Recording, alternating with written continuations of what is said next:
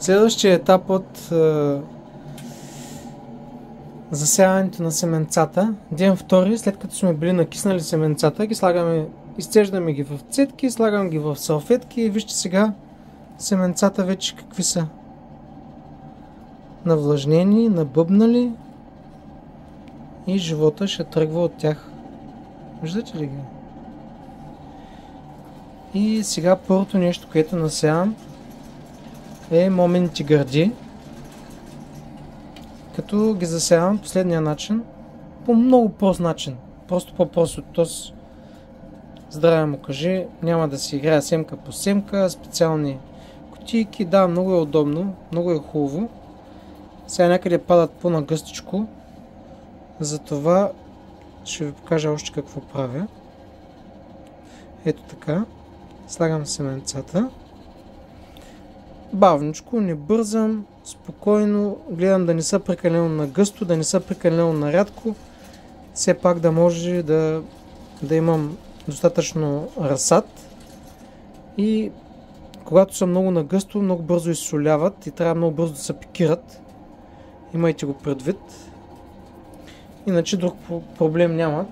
Проблема е, ако няма достатъчно светлина, тогава може да се изсикат. И сега е така. Почвам да ги разбърквам с пръста лекичко. Да може да ги разровкам, да ги разделя самите семенца.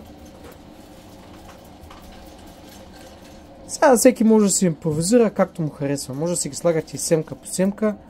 Сега аз понеже трябва да насея към 50 000 семенца и много не се вглъбявам чак толкова, нали, защото все пак ме чака доста работа. И вземам и суха пръшчица.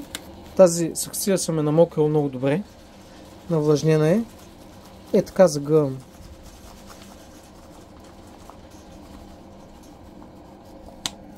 Виждате ли? Нищо сложно няма. Сега ако сложите много пръст, трудно ще поникнат. Аз слагам малко пръст. Гледам да не прекалявам, колкото да се скрият семенцата. Да не ги виждам.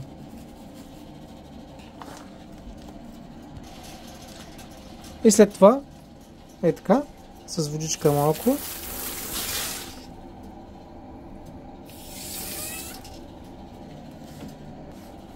Е така.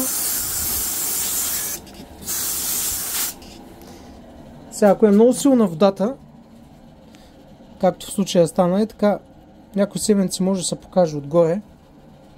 Вие ще го скриете с пръшчица. Но не трупайте прекалено много пръст отгоре, за да не стане така, че пък да не може да покълнат. И сега ще ви покажа как го стречосвам. Като едно много важно нещо е да си отбележим кой сорт. Това нещо е просто изключително задължително, защото можем да забравим. В случая момини гърди. И сега загъваме с ето това фолио. Когато загънем с фолиото, оправяме първо долната част нагоре и горната част надолу. После, ето тук в страни, и от всякъде трябва да го затворите, за да не изсъхва.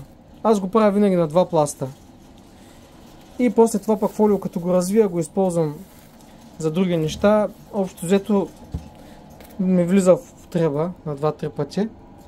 И сега тази секция я нареждам близо до, в случая, моята парна инсталация. Мишо тук ми прави компания, да. Той обича да се стои до парното, на топличко. Мишо, тук между другото почти пари.